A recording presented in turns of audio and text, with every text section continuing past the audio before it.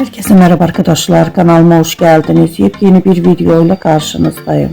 Arkadaşlar, bugünkü videomuzda Türkiye'nin ünlü oyuncusu Gökberk Demirci'den yeni görüntüler geldi.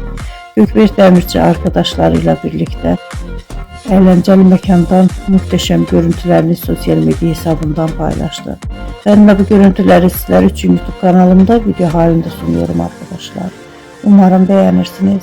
Videomu beğendiyseniz kanalımı izlemeyi ve bildirim butonuna basmayı unutmayın.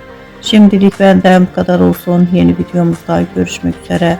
Hoşça kalın, sağlıklı kalın. Umarım videomu sonuna kadar izleyeceksiniz ve beğeneceksiniz. İyi seyirler.